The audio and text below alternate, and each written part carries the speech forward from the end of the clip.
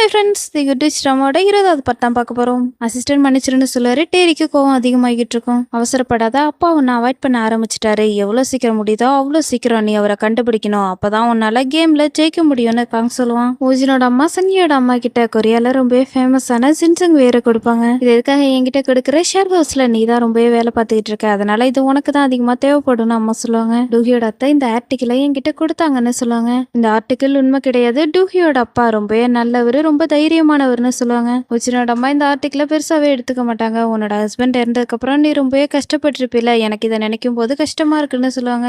உஜின் சோரங்கோட பேரு போட்டு ஒரு செடியை நட்டு வச்சுட்டு சோரங்க்கு இது ரொம்பவே பிடிக்கும்னு நினைக்கிறேன்னு சொல்லிட்டு இருப்பாரு. அசிஸ்டன்ட் கால் பண்ணவும் வெளில வருவாரு. சேர்மனை பார்த்ததும் நீங்க வெளிநாட்டுக்கு போயிட்டீங்கன்னு தானே நான் நினைச்சேன்னு சொல்லுவாரு. எனக்கு எது சரி எது தப்புன்றது தெரியல, ஆனா ஒரு விஷயம் மட்டும் நல்லா தெரியும், சேர்மன் ஒன்ன மட்டும் தான் இப்போதைக்கு ரொம்பவே அதிகமா நம்புறாருன்னு அசிஸ்டன்ட் சொல்லுவாரு. உஜின் சேர்மனை வீட்டுக்கு கூட்டு போயிட்டு இருப்பாரு. என்ன சொல்ற ஓக்சியாங் உங்ககிட்ட இந்த ஆர்டிக்கிளை கொடுத்தாலா, அவர் ரொம்ப கெட்டவன அம்மா சொல்லிட்டு இருப்பாங்க. டூஹியோட அத்தைக்கும் உனக்கும் ஏதாவது பிரச்சனையானு கேட்பாங்க.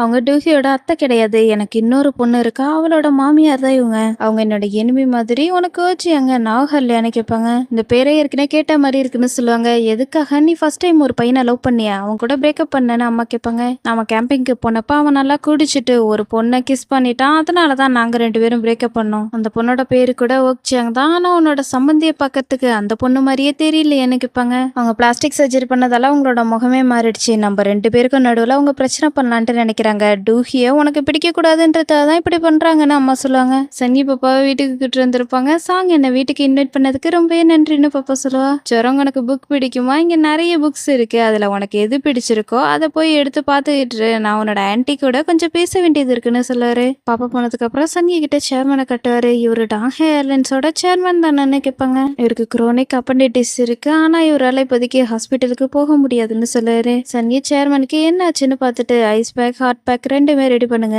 ஒரு பக்கெட் முழுக்க ஐஸ் வேணும், கர்ச்சிஃப் வேணும், பாயிலிங் பாட்டும் எடுத்துக்கோங்க, ஃப்ரிட்ஜுக்குள்ள இருந்த முள்ளங்கி இஞ்சி 2மே எடுத்துக்கோங்க, ஹெர்பல் ஷாப்புக்கு போயிட்டு சோப்போர வேரும் தேவைப்படுது, அதையும் வாங்கிட்டு வாங்கன்னு சொல்லுவாங்க. சரின்னு சொல்லிட்டு ஊஜின் போவாரு. சேர்மன்ட்ட இன்னும் கொஞ்சம் நேரம் பொறுத்துக்கோங்கன்னு சொல்லிட்டு ஊஜின் கூட சேர்ந்து சூப் ரெடி பண்ணி அவர்கிட்ட கொண்டு வந்து கொடுப்பாங்க. சேர்மன் சூப்பை குடிச்சதுக்கு அப்புறம் நீ டூஹி தானமா ஃபிளைட்ல என்னோட உயிரை காப்பாத்தின, இப்பயும் என்ன நீ தான் காப்பாத்திருக்க, ரொம்பவே நன்றின்னு சொல்லுவாரு. சனி இதே மாதிரிலாம் பண்றதை பார்த்து ஊஜின் இம்ப்ரெஸ் ஆயிடுவாரு. டூஹி நீ ரொம்ப அமேசிங், நீ மெடிக்கல் காலேஜுக்கு ஏதாவது போனியா, உனக்கு மெடிசனை பத்தி இந்த அளவுக்கு தெரிஞ்சிருக்கேன்னு கேட்பாரு. என்னது மெடிக்கல் நாலேஜான்னு சொல்லி இப்பதான் பிளாஷ்பேக்கை யோசிச்சு பார்ப்பாங்க. ஹஸ்பண்டோ அத்தையும் அடிக்கடி உடம்பு சரியில்லைன்னு சொல்லுவாங்க. அவங்க 2 பேரோட உடம்ப சரி பண்ணுன்றதாக மெடிசனை பத்தி நிறையவே தெரிஞ்சிட்டு இருந்திருப்பாங்க. சோரங்க ஸ்கூலுக்கு போக சொன்னா அம்மா எனக்கு வயிறு வலிக்குது, இன்னைக்கு என்னால ஸ்கூலுக்கு போக முடியாதுன்னு சொல்லுவா. ஐஸ்கிரீமை அவசர அவசரம் சாப்பிட்டீங்கன்னா உனக்கு வயிறு வலிக்க ஆரம்பிச்சிடும், நீ திருட்டுத்தரமா ஐஸ்கிரீம் சாப்பிட்டாலும் பொறுமையா சாப்பிடு, உனக்கு ஸ்கூலுக்கு போறதுக்கு இருப்போம்லன்னா இன்னைக்கு ஒரு நாள் லீவ் போட்டுருன்னு சொல்லியிருந்திருப்பாங்க. இப்ப இதெல்லாம் யோசிச்சு பார்த்துட்டு இது ஒன்றும் மெடிக்கல் நாலேஜ் கிடையாது, எனக்கு வாழ்க்கையை பத்தின நிறைய நாலேஜ் இருக்குன்னு சொல்லுவாங்க. என்னது வாழ்க்கையை பத்தின நாலேஜான்னு கேட்பாரு. ஃபிளைட் அட்டெண்டா இருக்கணும்னா நிறைய விஷயங்களை பத்தி நம்ம கத்துக்கிட்டே ஆகணும். மாஸ்டர் ஆஃப் லிவிங்ன்ற ஷோ இருக்கு இல்லையா, அது மாதிரி ஷோஸ் நிறையவே நான் பார்த்துருக்கேன், அதை பத்தி ரிசர்ச் கூட பண்ணியிருக்கேன். ஆமா சேர்மன் இந்த வீட்டுல தங்கியிருக்காருன்றத உங்களால சீக்கிரட்டாவே வச்சுக்க முடியுமான்னு கேட்பாங்க. எனக்கும் அதை நினைச்சா கவலையா தான் இருக்கு, இன்னும் கொஞ்ச நேரத்துல வீட்டுல தங்கியிருக்கிறவங்க எல்லாரும் வந்துருவாங்கன்னு சொல்லுவாரு. சஞ்சிட்ட என்கிட்ட எதுக்கு நீ ஷேர் ஹவுஸ்ல உள்ள செக்யூரிட்டி ஃபுட்டேஜை பார்த்துக்கிட்டு இருக்கேன்னு கேட்பாங்க. நீ தானே சொன்ன என்னோட காதலை நான் பாதுகாக்கணும்னு, அதுக்காக தான் இப்படி பண்ணிட்டு இருக்கேன்னு சொல்லுவான். நான் உன்னோட பக்கத்துல இருந்தாலும் செக்யூரிட்டி ஃபுட்டேஜ் வழியா என்ன நீ பார்த்துக்கிட்டு இருக்கியா, நீ ரொம்பவே ரொமான்டிக்கா இருக்கேன்னு மனசுக்குள்ள நினைப்பாங்க. மிஸ் வாங் நான் சொல்றது சரிதான் சீஃப் கேட்பாங்க. ஆமா நீங்க சொல்றதுதான் சரின்னு சொல்லிட்டு இருப்பா. இவன் சன்னியை பார்த்துட்டு என்னோட தோடு காணாம போயிட்டு இங்கதான் எங்கேயாவது விழுந்திருக்கோம் தேடுங்கன்னு சொல்லிட்டு சேர்மனை போட்டோ எடுத்துக்கிட்டு இருப்பாங்க. மூஜினும் சன்னியும் சன்னியோட அம்மா வீட்டுக்கு தான் சேர்மனை கூட்டு இருந்திருப்பாங்க. மேம் என்ன மன்னிச்சிருங்க, இன்னும் கொஞ்ச நாளைக்கு மட்டும் அவர் இங்க தங்கட்டும், கூடிய சீக்கிரம் அவர் தங்கறதுக்கு நான் வேற இடத்த பாத்துறேன்னு சொல்லுவாரு. நீங்க 2 பேரும் சேர்ந்து வந்து கேட்டிருக்கீங்க, கண்டிப்பா நல்ல விஷயத்துக்காக தான் கேட்டிருப்பீங்கன்னு நினைக்கிறேன், நான் அவரை நல்லபடியா பாத்துக்கிறேன்னு அம்மா சொல்லுவாங்க. நான் போயிட்டு இவரோட லக்கேஜ் எடுத்துட்டு வரணும் ஊச்சின்னு போயிடுவாரு. சன்னி இவர் யாரு, இவர் மேல ஸ்மெல்லா வருதே, இவருக்குன்னு வீடு எதுவும் இல்லையான்னு கேட்பாங்க. இல்லம்மா அப்பெல்லாம் கிடையாது, இதுக்கு பின்னாடி ஒரு கதை இருக்கு, இதை பத்தி நான் உங்கள்கிட்ட அப்புறமா சொல்றேன்னு சன்னி சொல்லுவாங்க. உனக்கு தெரியுமா உன்னோட மாமியார் ஊச்சினோட அம்மா கிட்ட இந்த ஆர்டிக்கிளை காட்டியிருக்காங்கன்னு சொல்லுவோம். ஏமா இது தப்பான ஆர்டிக்கிள் தானேன்னு சொல்லுவாங்க. இது எல்லாத்தையுமே உன்னோட அத்தை டூஹிக்காக தான் பண்ணிட்டு இருக்காங்க, டூஹியை ஊச்சினோட அம்மாவுக்கு பிடிச்சிருக்குல்ல, அதனாலதான் உன்னோட ஹஸ்பண்டும் மாமியாரும் கடைசி வரைக்கும் உன்னையும் டூஹியையும் நிம்மதியாவே வாழ விட மாட்டாங்க, உன்னை யூஸ் பண்ணிக்கலான்ட்டு பாக்குறாங்கன்னு அம்மா சொல்லுவாங்க. இவன் காங்க பக்கத்துல வந்திருப்பாங்க. உனக்கு என்ன பைத்தியமா, எதுக்காக நீ என்ன இங்க பார்க்க வந்தேன்னு கேட்பாரு. மன்னிச்சிருங்க இந்த போட்டோவை பார்த்தா நீங்க தெரிஞ்சுக்கிங்கன்னு சொல்லி சேர்மனோட போட்டோவை காட்டுவாங்க. எப்ப இது நடந்துச்சு, உனக்கு எப்படி இந்த போட்டோ கிடைச்சதுன்னு கேட்பாரு. நானே அவரை பார்த்தா ஊச்சினும் டூஹியும் சேர்மனை எங்கேயோ கார்ல கூட்டு போனாங்கன்னு சொல்லுவாங்க. சொல்லுவாங்க. உன்னால அவரை எங்க கற்று போனாங்கன்றத கண்டுபிடிக்க முடியுமா? இதை பத்தி வேற யாருக்கிட்டயுமே சொல்லாதன்னு சொல்லுவாரு. அத்தை வீட்டுக்குள்ள வந்ததும் யாரும் இல்லாத பார்த்துட்டு யாராவது வீட்டுல இருக்கீங்களான்ட்டு கேட்பாங்க. யாரும் இல்ல வராத பார்த்ததும் டூஹி என்கிட்ட பணத்தை கொடு, இல்லைன்னா உன்னோட சிஸ்டருக்கு நீ என்ன பண்ணன்றத பத்தியும் உன்னோட அப்பா என்ன பண்ணாங்கன்றத பத்தியும் கம்பெனில சொல்லிடுவேன்னு ஒரு பேப்பர்ல எழுதி வச்சதை பார்த்துக்கிட்டு இருப்பாங்க. சீஃப் செஞ்சுட்டு இதுக்காக நீ கிளாஸ்ல ஃபோக்கஸ்டா இருக்க மாட்டேங்கிற, இது ஒன்றும் முதல் முறை கிடையாது, இதுக்கு அப்புறமேட்டுக்கு கிளாஸ்க்கு வராதன்னு சொல்லுவாங்க. மன்னிச்சிருங்க, இதுக்கு அப்புறமேட்டுக்கு நான் இப்படி பண்ண மாட்டேன்னு சொல்லி அவங்க கூடயே போயிட்டு இருப்பா. டேங் இன்னமும் கேமரா வழியா வீட்டுல என்ன நடக்குதுன்றத பார்த்துக்கிட்டு இருப்பான். அத்தை டூஹியோட ரூம்ல அந்த பேப்பரை வச்சுட்டு டூஹி உங்ககிட்ட இருந்து நான் பணத்தை வாங்க போறேன்னு சொல்லிட்டு இருப்பாங்க. டேங் சந்தோஷத்துல கத்திக்கிட்டு இருப்பான். நான் இவங்களை கண்டுபிடிச்சிட்டேன், இவங்க தான் டூஹியை மிரட்டி இருக்காங்கன்னு சொல்லிட்டு இருப்பான். சன்கி ஹீல்ஸ் போட்டிருக்கதால கஷ்டப்பட்டு ஸ்டெப்ஸ்ல நடந்து வந்துட்டு இருப்பாங்க. உஜின் கை கொடுப்பாரு. டூஹி தான் இவரோட கையை பிடிக்கணும், நான் கிட்ட எதுன்னு மனசுக்குள்ள நினைச்சிட்டு மன்னிச்சிருங்க எனக்கு கொஞ்சம் ஷையா இருக்குன்னு சொல்லுவாங்க. நீங்க கீழே விழுந்துருவீங்களோன்னு எனக்கு பயமா இருக்கு, என்னோட கையை பிடிச்சுக்கோங்கன்னு சொல்லுவாரு. இப்ப நான் என்ன பண்றது, எனக்கு கால் வந்த மாதிரி ஆக்ட் பண்ணலான்னு சொல்லிட்டு வராத கால் அட்டன் பண்ணி ஹலோன்னு சொல்லிக்கிட்டே கீழே இறங்க ட்ரை பண்ணுவாங்க. கால் ஸ்லிப் ஆயிடும். உஜின் சன்னியோட கையை விடாம பிடிச்சுக்கிட்டு இது வரைக்கும் என்னோட வாழ்க்கையில நான் அனுபவிக்காத நிறைய விஷயங்களை எக்ஸ்பீரியன்ஸ் பண்ணிட்டு இருக்கேன். வீட்டுக்கு வெளில உனக்காக பூ வச்சுக்கிட்டு வெயிட் பண்ணது, உனக்காக சமைச்சது,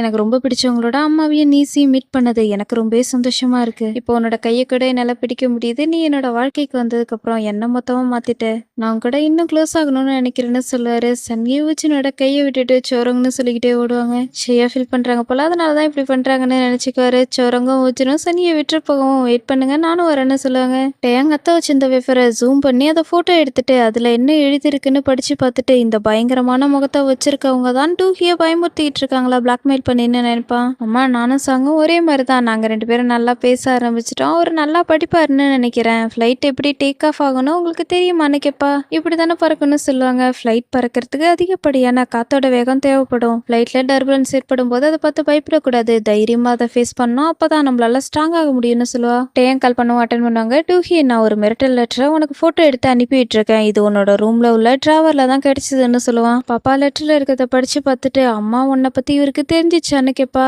டூஹி இந்த மிரட்டலுக்குலாம் பயப்படாத, நான் உன் பக்கம் தான் இருப்பேன்னு சொல்லி காலை கட் பண்ணிட்டு டேங் ஹீரோ மாதிரி நீ ரொம்ப கூலா நடந்துகிட்டேன்னு சொல்லிட்டு இருப்பான். டேங் அத்தையோட போட்டோவையும் அனுப்பி விட்டுருப்பான். இது எல்லாத்தையும் பார்த்துட்டு எதுக்காக பாட்டி டூஹியை தொல்லை பண்ணிக்கிட்டு இருக்காங்க, இவங்க ரொம்ப கெட்டவங்க, டர்புலன்ஸை நீங்க ஃபேஸ் பண்ணும்போது அதை பார்த்து பயந்து போகக்கூடாது, தைரியமா அதை ஃபேஸ் பண்ணும், அப்பதான் உங்களால ஸ்ட்ராங் ஆக முடியும், அம்மா உங்களால முடியும்னு எப்போதும் போல சேரப் பண்ணிட்டு இருப்பா. 1 நேரம் கேன்சல் பண்றதுக்கான லெட்டரை ஸ்ட்ராட்டஜி ஹெட் குவார்டர்ஸ்க்கு நாளைக்கு நான் அனுப்பிவிட போறேன். நான் ஹேர்லேன்னு சொன்னார விட்டு கொடுக்குதான்னு நீ ஆசைப்பட்ட லேண்ட் ஆஃப் மினிஸ்ட்ரி இந்த லெட்டர் கிடைச்சதுக்கு அப்புறம் 1 நேரம் விட்டு கொடுத்துருவாங்க. சாங் வூஜின் கொடுத்த ரிக்வெஸ்ட் கண்டிப்பா ஒண்ணும் இல்லாம ஆக போகுதுன்னு சொல்லுவாரு. இதை பண்றதால கண்டிப்பா 1 நேரம் இருக்காது தானே, என்னோட அப்பாவுக்கு சப்போர்ட் பண்ற டைரக்டர் எல்லாரையும் வேலையை விட்டு தூக்கி ஆகணும், அப்பதான் கம்பெனி நம்மளோட கண்ட்ரோலுக்கு வரும்னு டேரி சொல்லுவாங்க. உஜின் 1 நேரம் மேல ரொம்ப ஆர்வமா இருக்கான், அவனுக்கு சப்போர்ட் பண்ற மாதிரி பண்ணிக்கிட்டு இருந்த இப்ப அவனோட முதுகுல குத்திரியே, இதெல்லாம் அவனுக்கு தெரிஞ்சதுன்னா என்ன பண்ணுவான்னு கேட்பாரு. அத்தை உஜினோட அம்மா கிட்ட பேசிட்டு இருப்பாங்க. நம்மளோட வயசுல ஸ்கின்னை ரொம்ப அழகா வச்சுக்கிறது ரொம்ப கஷ்டம், பிறக்கும் போதே இது எல்லாமே இருக்கணும், ஏன் என்னோட அம்மா இறந்து போனாங்கன்னே தெரியல, என்னோட அம்மா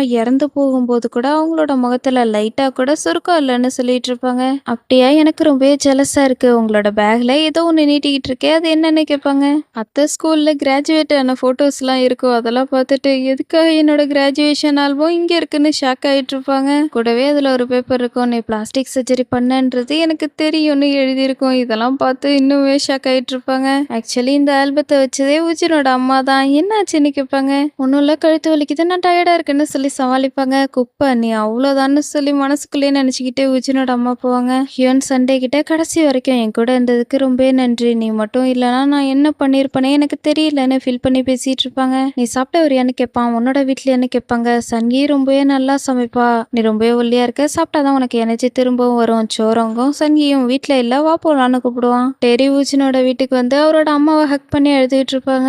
என்னோட அப்பாவுக்கு உடம்பு சரியில்லையா, நல்லா இருக்காரா என்னன்றது கூட எனக்கு தெரியல, அவர் இப்ப என்ன பண்ணிட்டு இருக்காருன்றது கூட தெரியல, அவர் இல்லாம வீட்டுல இருக்கிறது எனக்கு ரொம்பவே கஷ்டமா இருக்கு, வீட்லயே இருந்தா எனக்கு பைத்தியம் பிடிச்சிரும் போல இருந்துச்சு, அதனாலதான் இங்க வந்தேன், எனக்கு நைட்ல தூக்கம் கூட வரலன்னு சொல்லி ஓவர் ஆக்டிங் பண்ணிட்டு இருப்பாங்க. எனக்கு புரியுதுமா, நீ எவ்வளவு நேரம் வேணாலும் இங்க ரெஸ்ட் எடுத்துக்கோ, நைட்டு கூட இங்க தூங்கிக்கோ, உன்னோட அப்பா சேஃபா இருப்பாங்கன்னு தான் எனக்கு தோணுது, கண்டிப்பா அவர் உனக்கு கால் பண்ணுவாருன்னு சொல்லுவாங்க. உஜின் நீங்களும் அப்படிதான் நினைக்கிறீங்களான்னு கேட்பாங்க. பண்றதெல்லாம் பண்ணிட்டு நல்லா ஆக்டிங் போடுதுன்னு பாப்பாரு. வீட்டுக்குள்ள வந்ததுமே அப்பாவோட குரல் கேட்கறத பார்த்துட்டு அப்பா வீட்டுல இருக்காங்க போலன்னு பாப்பா சொல்லுவா. லெடிச்சிப்பல் இருக்கிறத பார்த்துட்டு பாப்பாவை வெளில கூட்டு வந்து மின்னோட வீட்டுக்கு நீ போறியா, கொஞ்ச நேரத்துல நான் வந்து உன்னை கூப்பிட்டுக்கிறேன்னு சொல்லுவாங்க. பாப்பாவை அனுப்பி விட்டதுக்கு அப்புறம் வீட்டுக்குள்ள வந்து ரூமை ஓபன் பண்ணி பண்ணி பார்ப்பாங்க.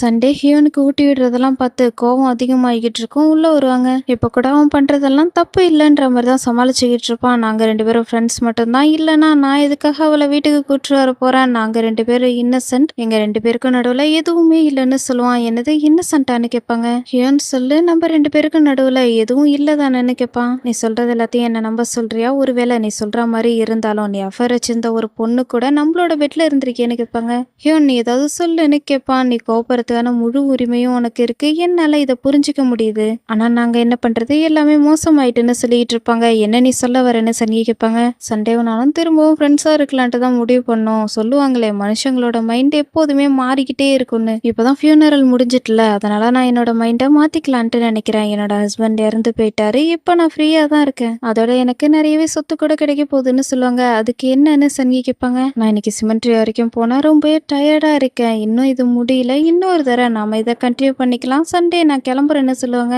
இங்க பாம்பை வெடிக்க வச்சுட்டு நீ எங்க போறேன்னு சனியை கேட்பாங்க. நான் வேற எங்க போக போறேன்? என்னோட வீட்டுக்கு தான் போறேன். நைட்டு முழுக்க என்ன இங்கேயே தங்க சொல்றியான்னு கேட்பாங்க. சன்னி, முதல்ல நான் அவளை வீட்டுக்கு அனுப்பி விட்டுறேன், அப்புறம் நம்ம பேசலாம்னு சொல்லுவான். நீ எங்க போறேன்னு கேட்பாங்க. நான் இவளை டிராப் பண்றதுக்காக போறேன். நாங்க 2 பேரும் ஃபியூனர்ல இருந்ததால ரொம்பவே டயர்டா இருக்கோம். நீ ரொம்பவே நல்ல பொண்ணு தானே, இதை அப்படியே விட்டுருன்னு சொல்லுவான். சன்னி எழுதிட்டு இருக்கத துளி அளவு கூட கண்டுக்காம ஹியோனை கூட்டு அவன் பாட்டுக்கு போயிட்டு இருப்பான். சன்னிக்கு இப்பதான் அம்மா சொன்னதெல்லாம் ஞாபகம் வரும். நீ டூஹி மாதிரி இருக்கிறது தான் நல்லது. டூஹி மாதிரி பாதி அளவுக்காவது இருன்னு சொல்லியிருந்திருப்பாங்க இல்லையா? அது அம்மா, நீ நல்லவங்களா இருந்தேன்னா இந்த உலகத்துல உள்ள எல்லாரும் உன்னை முட்டாளா தான் ட்ரீட் பண்ணுவாங்க. நீ ஆன்டி மாதிரி இருக்கிறது தான் நல்லதுன்னு பாப்பா சொல்லியிருந்திருப்பா இல்லையா? எல்லாத்தையும் யோசிச்சுட்டு இவனை பார்த்தா இன்னும் வீட்டை விட்டு போகாம என்னோட ட்ரெஸ் காஞ்சிட்டான்னு போய் பாருன்னு அவனை அனுப்பி விட்டுட்டு இருப்பாங்க. இதெல்லாம் பார்த்து சன்னி பொறுமையை இழந்து டூஹி மாதிரியே கெட்டப்ப சேஞ்ச் பண்ணிக்கிட்டு திரும்பவும் வீட்டுக்கு வருவாங்க. டூஹி, இந்த நேரத்துல நீங்க எதுக்காக வந்திருக்கீங்கன்னு கேட்பான். உன்னோட ஒய்ஃப் ட்வின்னா 2 பேருமே பாக்குறதுக்கு ஒரே மாதிரி இருக்காங்களேன்னு ஹியோன் சொல்லுவாங்க. சன்னியை இவங்க சொல்றதெல்லாம் கண்டுக்காம கிச்சன்ல இருந்து அழுக்கு தண்ணி எடுத்துட்டு வந்து 2 பேர் மேலேயும் ஊத்திடுவாங்க. இந்த பொண்ணு என்ன பைத்தியமானு ஹியோன் கேட்பாங்க. நீங்க 2 பேரும் தான் பைத்தியம். என்னோட சிஸ்டருக்கு நீ என்ன பண்ண? நீ ஒரு குப்பைன்னு சொல்லுவாங்க.